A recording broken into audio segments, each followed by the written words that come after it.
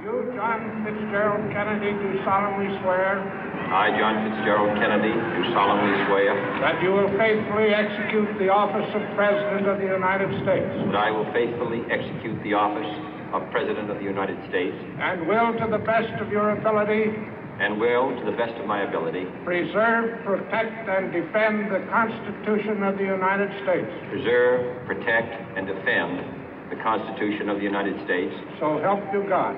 So help me God.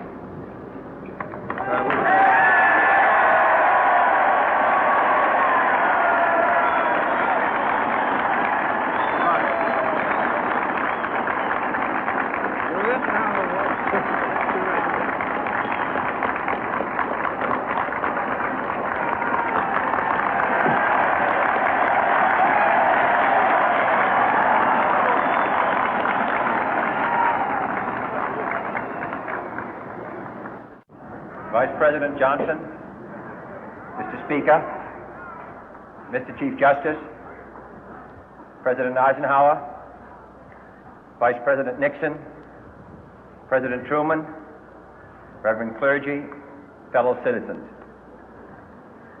We observe today not a victory of party, but a celebration of freedom, symbolizing an end as well as a beginning, signifying renewal as well as change. For I have sworn before you and Almighty God the same solemn oath our forebears prescribed nearly a century and 3/4 ago. The world is very different now, for man holds in his mortal hands the power to abolish all forms of human poverty and all forms of human life. And yet the same revolutionary beliefs for which our forebears fought are still at issue around the globe. The belief that the rights of man come not from the generosity of the state, but from the hand of God. We dare not forget today that we are the heirs of that first revolution. Let the word go forth from this time and place to friend and foe alike that the torch has been passed to a new generation of Americans born in this century, tempered by war, disciplined by a hard and bitter peace, proud of our ancient heritage, and unwilling to witness or permit the slow undoing of those human rights to which this nation has always been committed and to which we are committed today at home and around the world.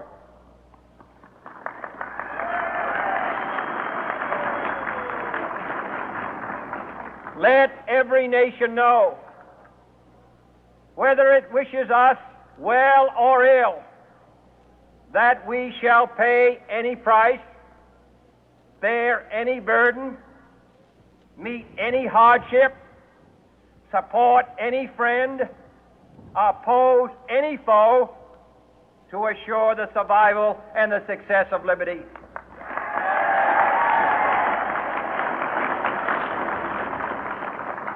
This much we pledge and more. To those old allies whose cultural and spiritual origins we share, we pledge the loyalty of faithful friends. United, there is little we cannot do in a host of cooperative ventures. Divided, there is little we can do, for we dare not meet a powerful challenge at odds and split asunder. To those new states whom we welcome to the ranks of the free, we pledge our word that one form of colonial control shall not have passed away, merely to be replaced by a far more iron tyranny. We shall not always expect to find them supporting our view, but we shall always hope to find them strongly supporting their own freedom, and to remember that in the past, those who foolishly sought power by riding the back of the tiger ended up inside.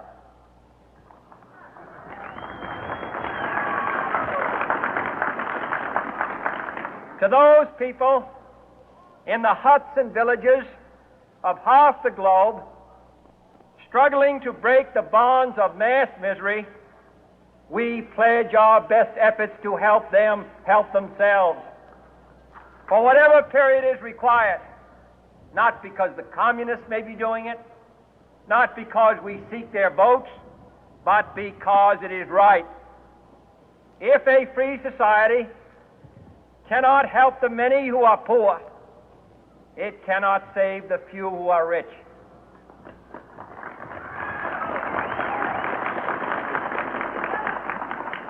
To our sister republics south of our border, we offer a special pledge to convert our good words into good deeds, in a new alliance for progress, to assist free men and free governments in casting off the chains of poverty. But this peaceful revolution of hope cannot become the prey of hostile powers. Let all our neighbors know that we shall join with them to oppose aggression or subversion anywhere in the Americas. And let every other power know that this hemisphere intends to remain the master of its own house.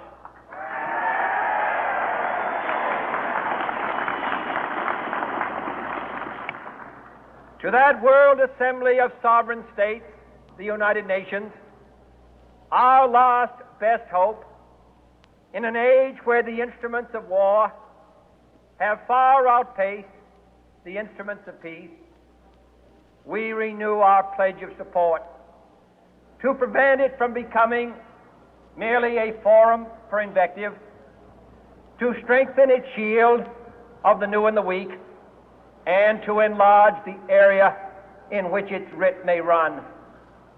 Finally, to those nations who would make themselves our adversary, we offer not a pledge, but a request that both sides begin anew the quest for peace. Before the dark powers of destruction, unleashed by science, engulf all humanity in planned or accidental self-destruction, we dare not tempt them with weakness, for only when our arms are sufficient beyond doubt can we be certain beyond doubt that they will never be employed. But neither can two great and powerful groups of nations take comfort from our present course, both sides overburdened by the cost of modern weapons, both rightly alarmed by the steady spread of the deadly atom, yet both racing to alter that uncertain balance of terror that stays the hand of mankind's final war. So let us begin anew, remembering on both sides that civility is not a sign of weakness, and sincerity is always subject to proof. Let us never negotiate out of fear, but let us never fear to negotiate.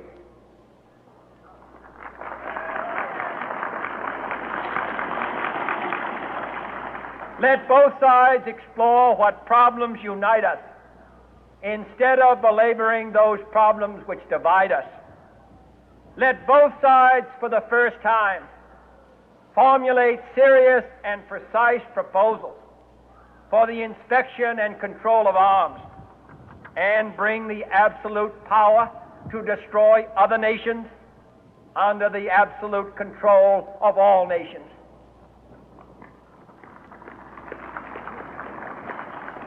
Let both sides seek to invoke the wonders of science instead of its terrors. Together, let us explore the stars, conquer the deserts, eradicate disease, tap the ocean depth, and encourage the arts and commerce.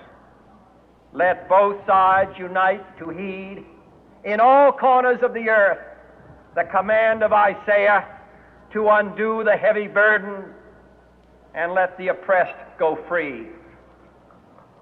And if a beachhead of cooperation may push back the jungle of suspicion, let both sides join in creating a new endeavor, not a new balance of power, but a new world of law, where the strong are just and the weak secure and the peace preserved. All this will not be finished in the first 100 days, nor will it be finished in the first 1,000 days, nor in the life of this administration, nor even perhaps in our lifetime on this planet. But let us begin.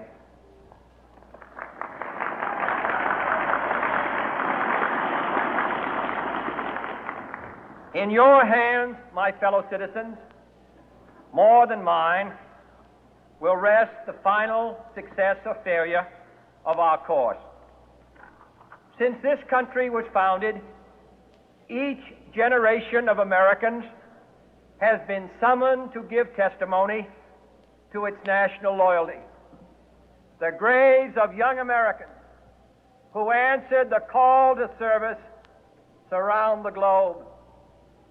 Now the trumpet summons us again, not as a call to bear arms, though arms we need, not as a call to battle, though in battle we are, but a call to bear the burden of a long twilight struggle, year in and year out, rejoicing in hope, patient in tribulation, a struggle against the common enemies of man, tyranny, poverty, disease, and war itself. Can we forge against these enemies a grand and global alliance, north and south, east and west, that can assure a more fruitful life for all mankind? Will you join in that historic effort?